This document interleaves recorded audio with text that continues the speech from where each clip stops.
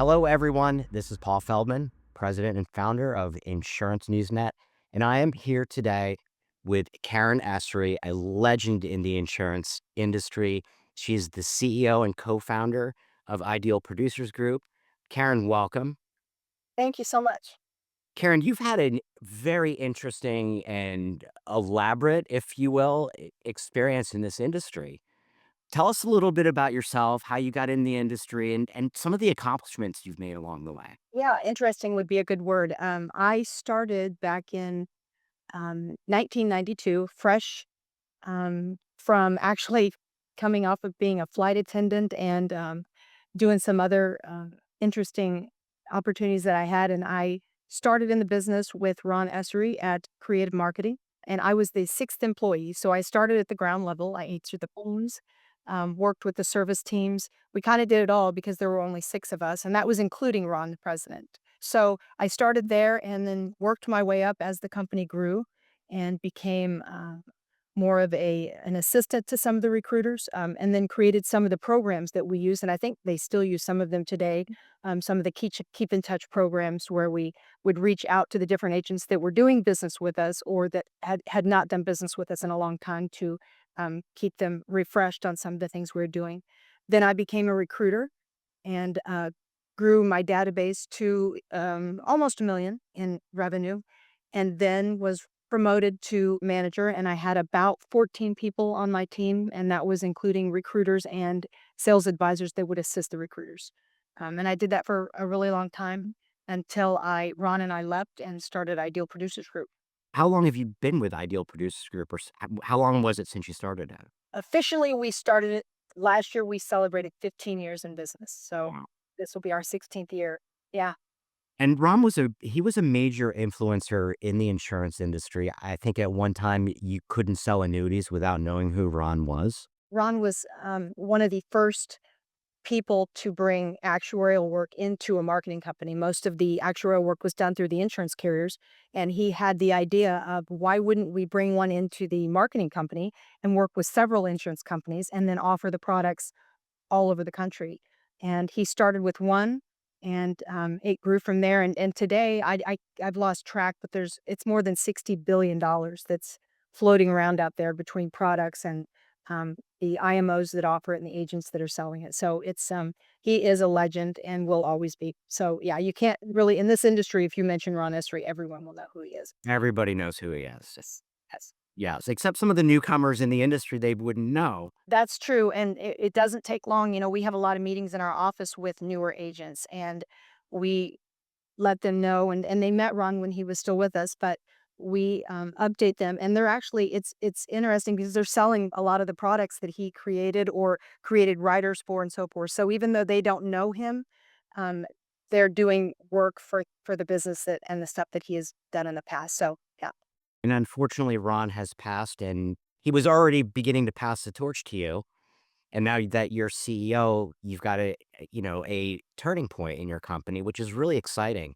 Tell me about some of the things that you guys are doing. The wonderful thing about Ron was that he didn't have to have all the credit or be in the forefront. And so we had started working towards um, his kind of transition for a while. So it was good that we were doing that as unfortunately his passing, but we had things in place already to kind of keep moving forward. And his whole hopes and dreams would be that Ideal would keep growing and be a good home for the employees here and take care of the agents and so forth. So we have developed a new social media program. We have several lead programs. We're going as we go into the new year, we're going to have an RIA platform that while we it appears that we're late to the game on that. I know there's a lot of other IMOs that have already had that out there, but we we do something. We try to do it very well, and being a boutique puts us in the position where we can take our time a little bit more than some of the big guys and still competing very well. So we'll have that. We also have a couple of different marketing programs. So we are growing. Our all of our programs are growing at a rapid pace, and we are growing steady as an IMO. And so I'm pleased with the progress we're making. And one of the things that Ron was legendary for was and you mentioned it earlier, is about creating new products, and you're continuing that, aren't you? You know, it will surprise some, but we are continuing with that, and, even adding some caveats and some nuances that we didn't have, in the past, and so I'm excited about that, and that'll be coming as we go into the 4th quarter and the new year of 2026 and launching some of that. So it will be a really great thing for the industry and for agents out there. Yeah. So, one of the hardest challenges that any advisor has is getting in front of more people. You guys are creating the lead programs, and even though that you're late to the game, you've let everybody else get the arrows in the backs, and you can learn from that. Tell us a little bit about what you're doing in that realm. We connected with a young, new group for a social media program, and I love the fact that they're new and they're small, a boutique like us, because it gives us the opportunity to help mold and shape each other in what they're doing and what we're doing, and so we can kind of fill them in and train them more on what we do as an IMO and what agents do, and then they're helping us on the backside with their program and giving us feedback and so forth. So we're working well as a team with that. And we've already launched that actually, and we have agents that are already starting to use it.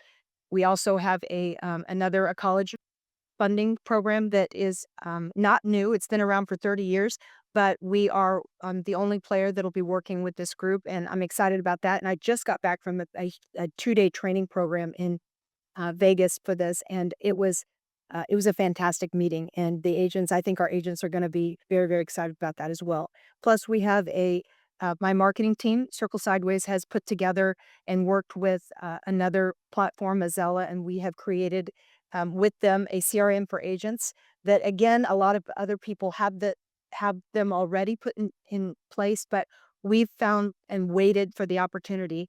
And honestly, it sounds like something we're just saying because we didn't have one, but we really don't do anything that we're not very intentional with. And so this organization that we have partnered with, again, a boutique company, and so we're able to work together, and the feedback back and forth is very beneficial. So that's going to be something wonderful for agents, as well as a marketing platform within our own CRM that will give agents access to different webinars and different trainings and different ads and so forth to use for their business. So that's just to name a few. Yeah, that's exciting. Yeah. So you mentioned boutique a few times, Mhm. and then I think that is a word that gets thrown out a lot. You guys are independent. You're not owned by another marketing organization. What is the advantage for an agent that is considering changing their IMOs, might be flat in their business? What makes you better or different? Well, I will tell you the benefit of working just in general with a boutique is you're going to get more personalized special attention. And what I mean by that is you're not just going to be a number. In our company, whatever you do, you'll be a big fish in a little pond. But that's not for lacking of that's not for lack of the different programs. Our incentives stack up with any of the larger IMOs out there, if not better. Our trips are as good or better.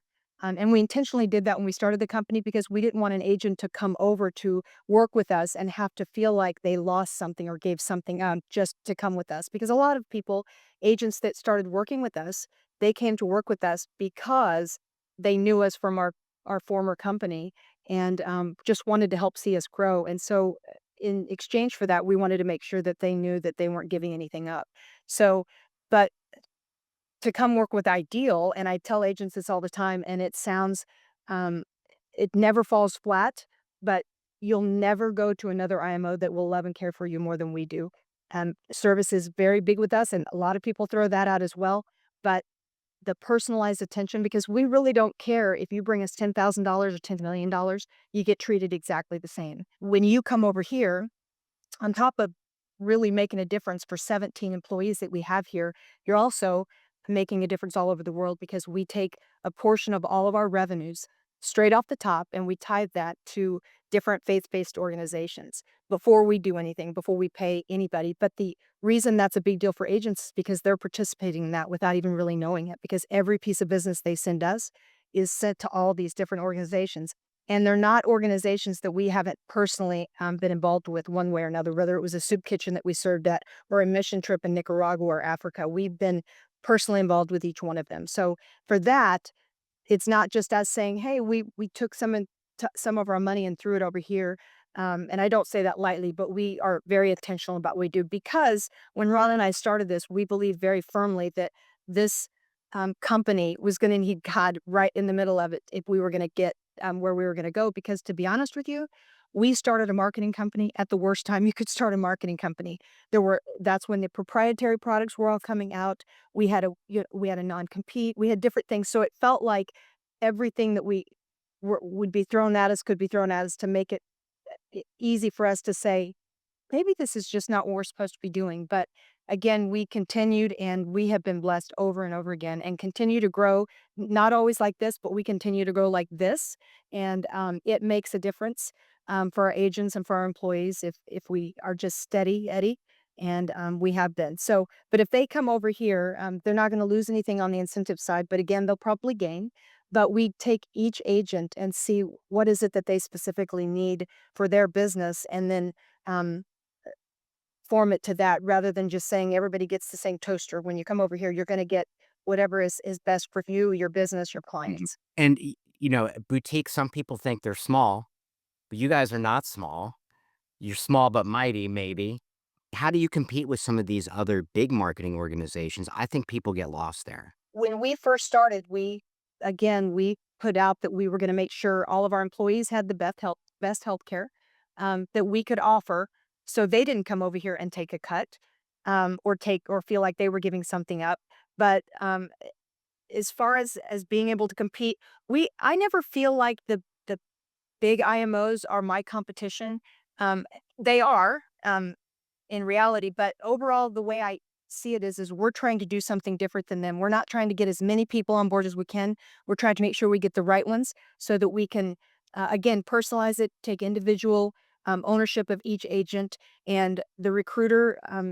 We don't do the team method here. We work as a team, but when a recruiter starts working with an agent, that agent's assigned to that recruiter, and they have ownership in that agent to grow that agent to the next level, along with growing their own business. So it is all from start to finish. It's all personalized.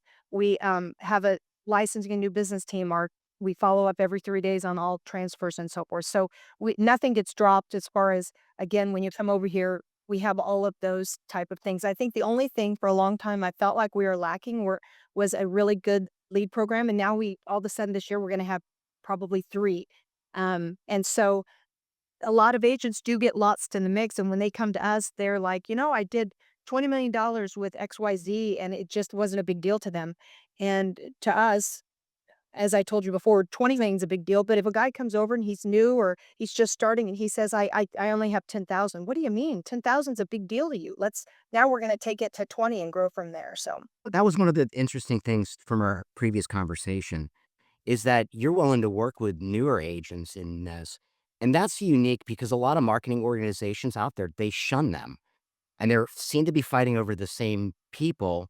But a life agent could have a huge block of business, a huge amount of potential, but nobody's really taken them there. I agree. And I am passionate about finding people because I do believe, and I don't even say this um, just to say it, I believe this is probably the best industry to be in, where you can mold whatever you want your business to look like. If you want to work 3 days a week, whatever the income that brings, you could do that.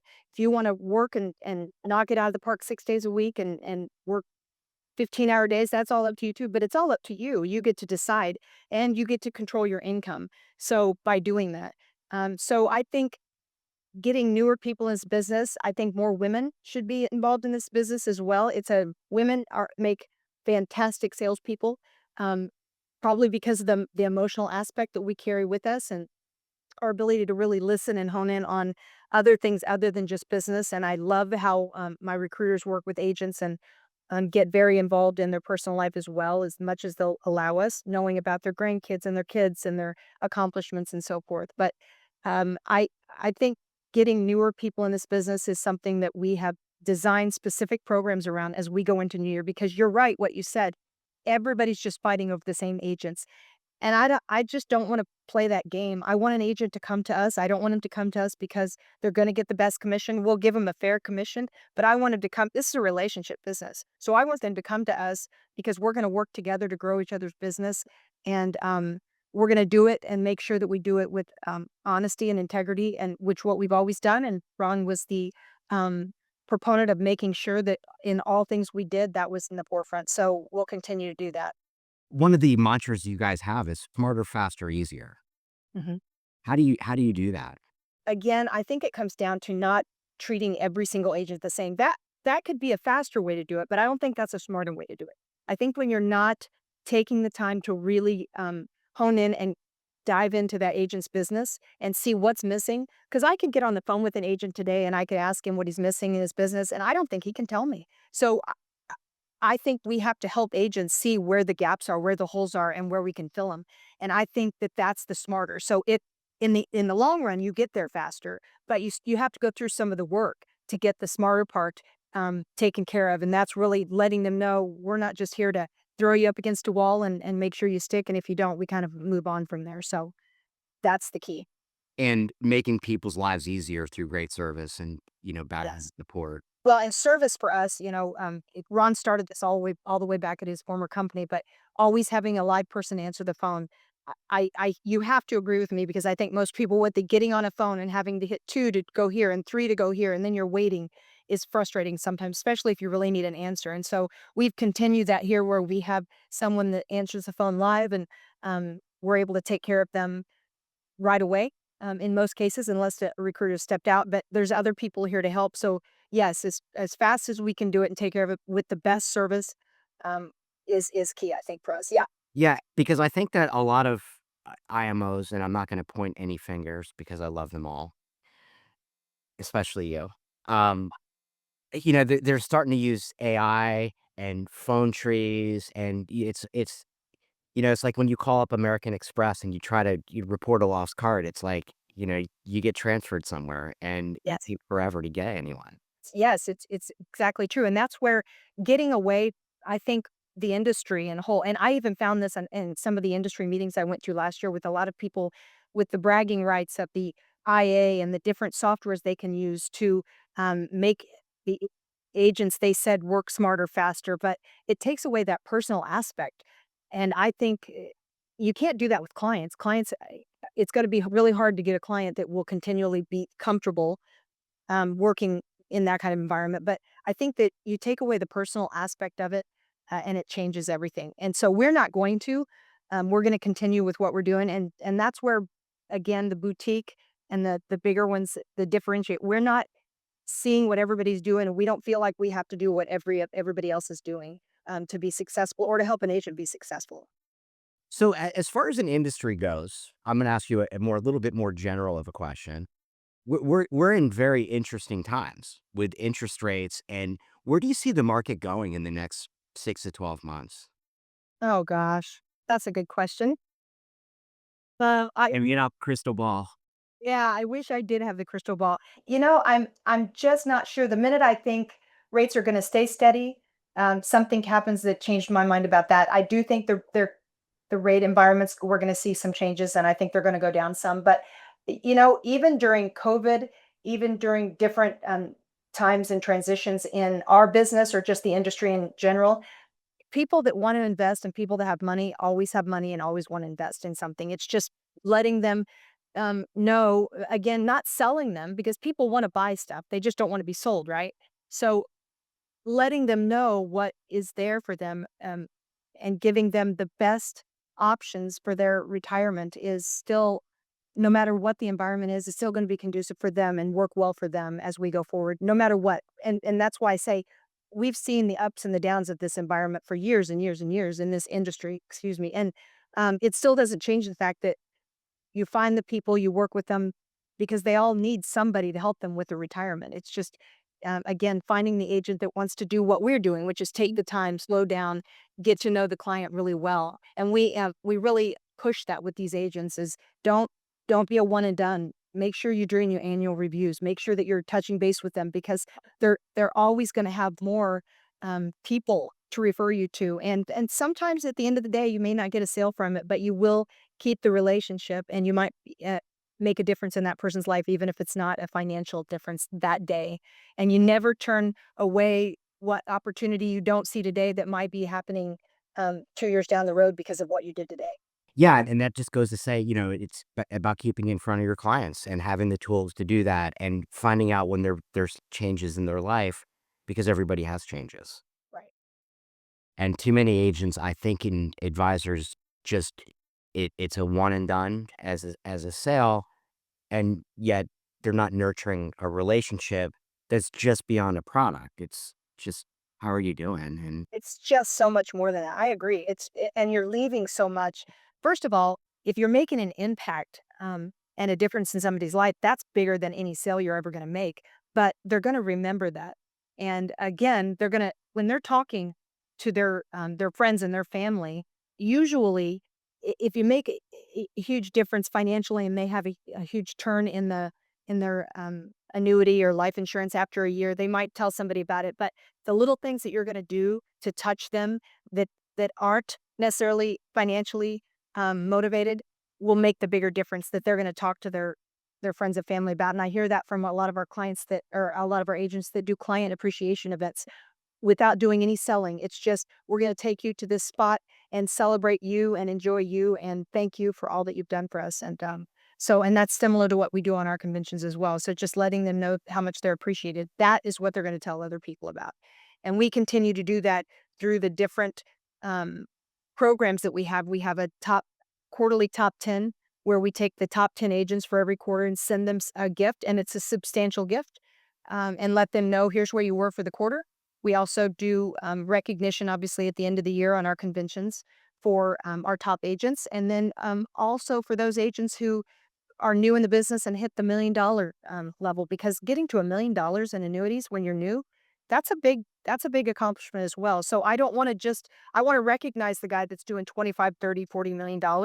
That's a lot of hard work too. But at the same time, the guy that just came in and did $1 million for the first time, that's a big deal. And I want to make sure I celebrate and honor and support that as well. yet the little things make a big difference, don't they? They really do. Yeah, they really do. So, Karen, you're one of the few female CEOs of an IMO in the industry. What challenges and opportunities do you see with that? It's interesting when I go to a lot of these meetings and I do look around, there are very few, I mean, less than a handful of women, even not just CEOs or owners, but just in the room, part of the organization as a whole. It is a male dominated industry, and I'm okay with that. I I don't find it as much of a challenge. I probably the challenge would be um, the colleagues in the industry, and what they feel or don't feel about it, but I don't ever go into a room and feel like I have less to offer, because I'm a woman, because I know that some of the things that I'm gonna offer, they will never, ever be able to offer, and that's just the way it works, that's life, but, I rather than going in and seeing what I don't have, to offer, and it I wasn't always like this, but now when I walk in a room, it's like what I know I can bring to the room. Bring what you have, and then don't worry about trying to fake the rest, because somebody else will have it, and trust me, they'll tell you all about it. But just going in and giving, but I think, for a lot of women, I would love to see more of them in this industry, because I think women, again, do really well at, um, it's sales, but relationships, we do that well with people, and so I would love to see more of that in this industry, and I think part of it that we haven't seen is due to some of the historical gender imbalances, with, home life and, the different opportunities that have been sent, but I think today, more than ever, I would love for women to come and talk to me and, see how we could work together to get more women involved in this industry. Because women connect in a whole different level better. You're more caring, you're more nurturing, and I think that's a big part of your value proposition. Yes, I agree. So, how do we get more women in the industry? I think we have to continue and do a better job of letting them see the real value in it. I think, um, letting them know that they don't have to match up to what someone else is doing. And that's why I said letting them know, let's find your strengths. And I think it's helping a woman really see where her strengths lie, and then taking that and really molding and growing from there. But I think we need to do a better job of letting them see what an industry opportunity we have here. And I don't think a lot of them even think twice about it. But I myself, I know, need to do a better job of telling the story about this industry. And whether they become an agent or they work in an IMO or an insurance company, either way, the values that they can bring. And I think there's a lot of men out there that know that that's true, and they don't shy away from that. But I just think we need to do a better job of letting them see the opportunities. And then again, like I said, really taking them and the skills that they have and letting them know that you come with what you have and be all that what you can be with what you have, and not try to be somebody else, because trying to be somebody else is just exhausting anyway. And you end up kind of losing that game and losing yourself in it. And I don't want that. So Yeah, I don't blame you. I mean, when you really peel back the onion of insurance, it is a caring and, nurturing type of product that should be in, I mean, it completely in a woman's wheelhouse to be able to connect with clients that way. well, and I will tell you, when an agent goes into a home and they're meeting with the husband and wife, I promise you they are missing a real opportunity if they do not include the wife in the entire conversation. And a lot of times they don't. They're speaking directly. They assume that the husband is making most of the decisions. In some cases that might be true, but in a lot of cases it's not. He goes back and talks, and she, as a woman that most have pretty good intuition, I feel like I do, and I feel like women do in general. If she comes back and says, "I just don't have a good feeling about him," it will make the difference. And I have had agents that have been honest and said that they've lost clients because they made the mistake of dealing with the husband and kind of knowing she's there, but not really including her in all of it and saying, "What do you think? How do you feel about this? What can I do to make you more comfortable?" And so they miss the opportunity there. Well, and they also miss the opportunity because actuarially speaking, the women live longer than men, and the money goes to the wife, and they're like, "Ah, I want a new advisor." Exactly right.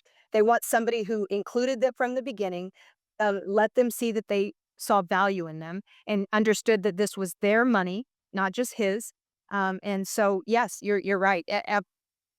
Missing the opportunity in that moment, maybe they don't miss the client opportunity. Maybe the husband goes ahead and makes the decision, but when the husband passes it, you haven't, or something happens with that relationship. If you haven't made a serious connection with the spouse, the wife as well, then you're right. When it's done, she's thinking, I want somebody who really cares about me and my money. This is everything I've got. Now I don't have my husband here to help me make these decisions together.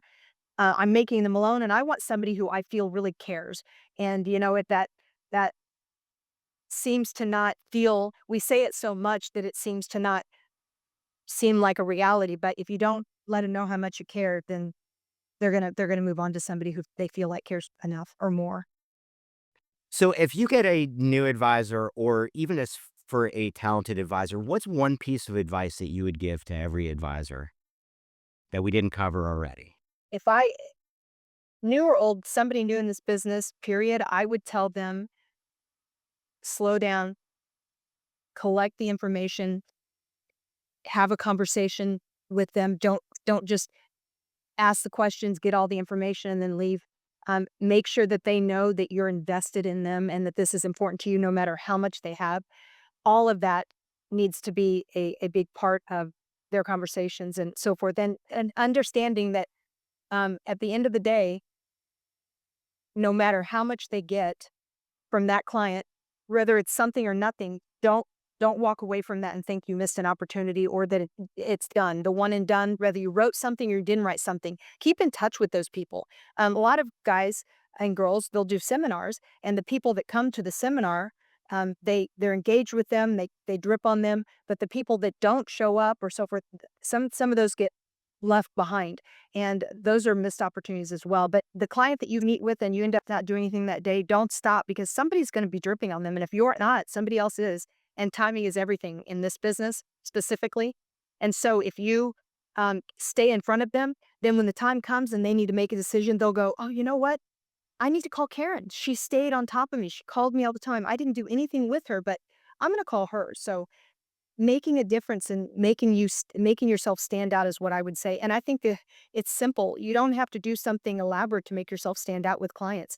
They wanna know you really care about their money because this is everything that they have worked for their entire life, right? Is to get to the point of retirement, and they wanna know that you're not just trying to make a sale, on them, but that you really care about it, and so making sure that you go in and I don't care what courses you have to take, if you don't have that in you to really slow down and do it, it's important.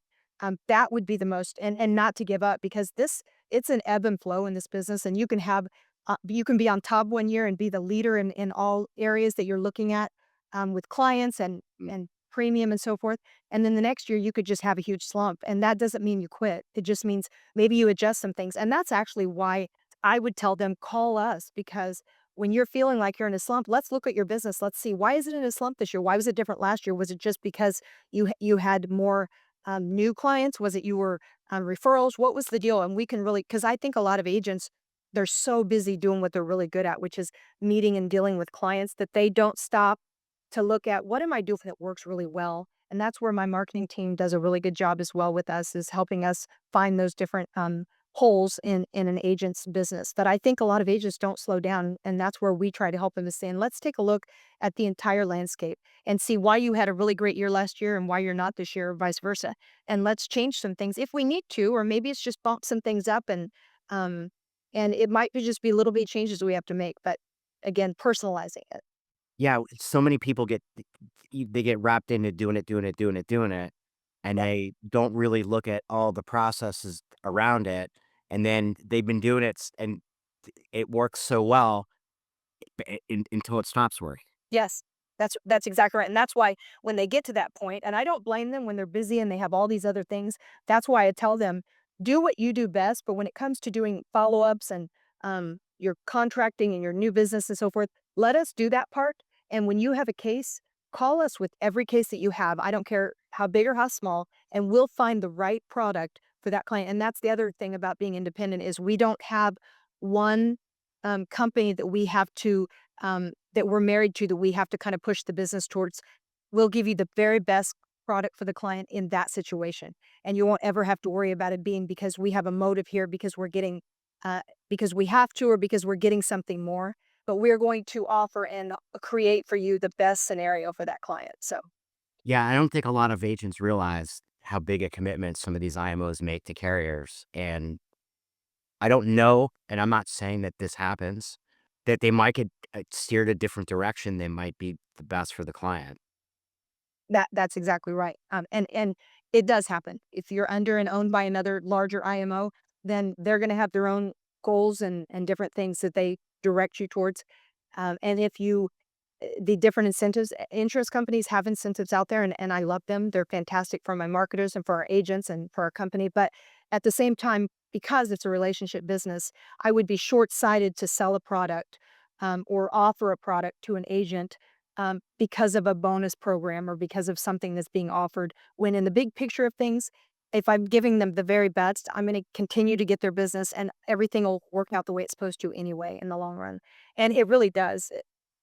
Trying to shape and mold something that doesn't fit and putting, the square peg in a round hole just because of an incentive.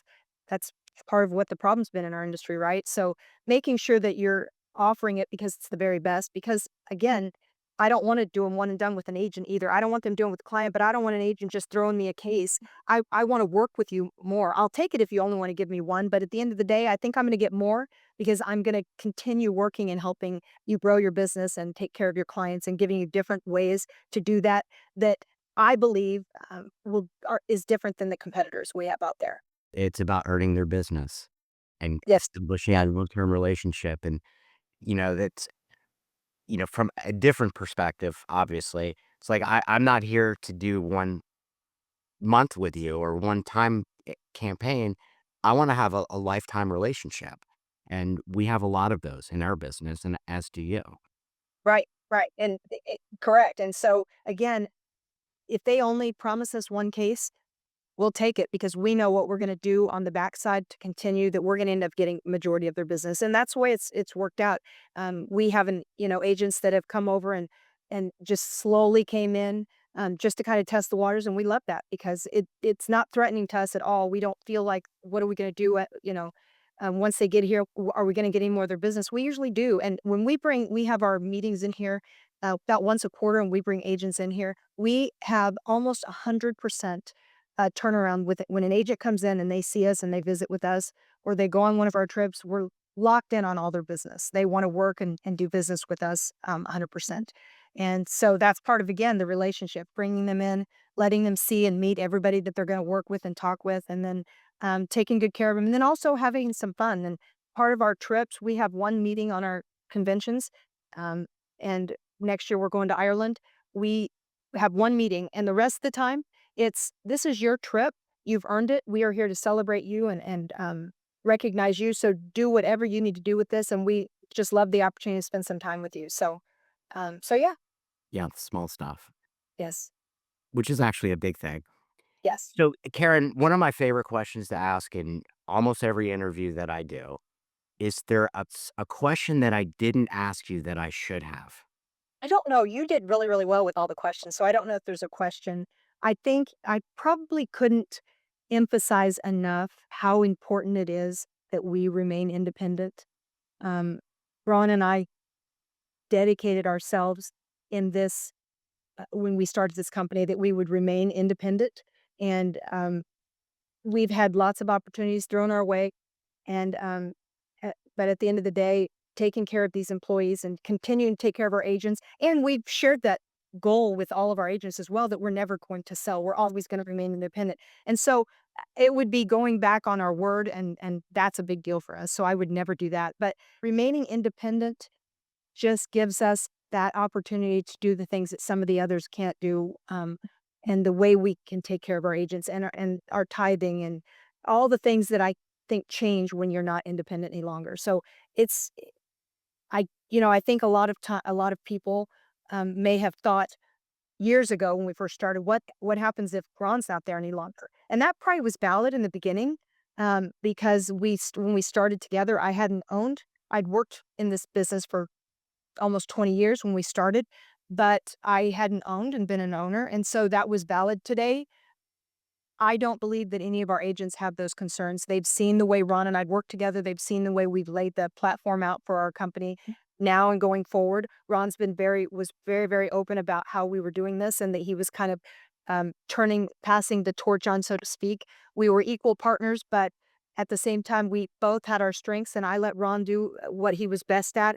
His heart and soul was in product development, and so all that he did was always angled around working that area, and so I let him do that. I was always involved in it, but watching him and the excitement in him doing that was priceless. And then, me on the recruiting and working with the marketing, I love marketing and sales and all of that, so he did the same, but, and I guess I would tell people we were partners, we had been family, so those are never easy combinations. So Ron and I had our knockdown dragouts. There were times, it wasn't I would not ever get in front of people and say it was just rainbow and, butterflies all the time. But at the end of the day, we found a way to respect each other and care for each other, knowing that we have a huge responsibility in taking care of these employees that we have and then the agents that come and trust us. And it was a big deal for us because, like I told you before, a lot of these agents came over leaving a much larger IMO to come work with us because of the relationship. So it was a big deal to us to not let them down. And I have hands down, I have the best staff that I think out of anybody out there, and I know I have the best recruiters. They were trained, under actuaries, and so we always call our actuaries that we worked with in the past marktuaries because they grew up with Ron, and they got the marketing side of it, and very few, if you didn't get the opportunity to work with Ron and his marketing genius along with actuarial and the combination, that was the magic, is being able to combine those 2 things. Because the truth is creating a product on one side and making sure price is right for the insurance company and so forth. Well, I don't want to downplay that. That's a lot of work, but being able to add the sizzle that still makes it expectation and reality meet, which Ron said all the time, making that happen it's not easy. And so, that's the beauty of what he brought in, and that's what we wanna continue to do as we continue with product development here, is to make sure that we're making expectation and reality meet, and that we're not putting something out that an agent would be embarrassed about in a year or 2 years or 5 years down the road. We want something that they say, this was a good decision for me and my client." I love the fact that you call them mortuaries. I think that's really cool. Yeah. They're not all Marksuaries, but the ones that we've worked with that got the opportunity to work with Ron are definite Marksuaries, because when they speak, I always joke in our meetings and I say, "If you've ever met an actuary, uh, just pretend like you haven't, because they're not the ones that we work with aren't sitting in a room with no windows, with a computer and numbers and a calculator maybe, and, punching out numbers in different programs. Ours, together with the marketing, create products that make a difference in this industry, and I don't have to sell anybody on that. They have made a difference because there's billions and billions out there that are being sold based off what Ron has done. Absolutely. Well, Karen, I really enjoyed this interview. You were a pleasure and a wealth of information. Well, thank you, Paul. You made it very easy for me, so I appreciate it. Absolutely. Thank you so much. Thank you.